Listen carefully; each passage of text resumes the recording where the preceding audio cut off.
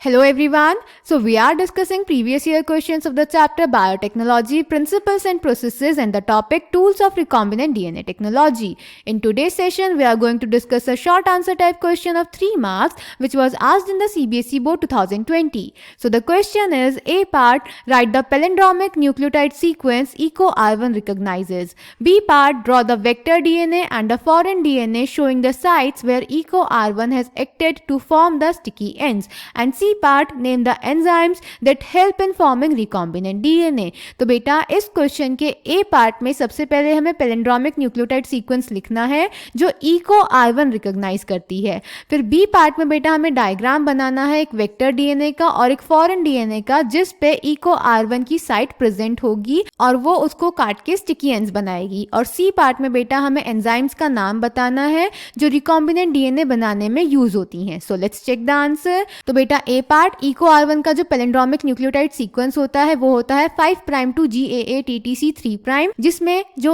EcoR1 है वो G और A के बीच में कट लगाती है। So A part is 5 prime GAATTC 3 prime 5 prime GAATTC 3 prime. Clear बेटा। देन बी पार्ट में हमें डायग्राम बनाना था फॉरेन डीएनए और वेक्टर डीएनए का जिसमें EcoR1 की रिकॉग्निशन साइट होगी और वो उन्हें काट के स्टिकी एंड्स बनाएगी। तो बेटा here is the diagram. EcoR1 का रिकॉग्निशन सीक्वेंस होता है GAATTC, तो ये हो गया हमारा वेक्टर डीएनए, ये हो गया फॉरेन डीएनए, दोनों पे GAATTC पैलिंड्रोम प्रेजेंट है। उसके बाद EcoR1 इन्हें कट कर देगी G और A के बीच में, तो ये यहाँ पे हमारे स्टिकी एंड्स आ जाएंगे जिन्हें हम डीएनए लाइगेज की हेल्प से जोड़ सकते हैं। क्लियर।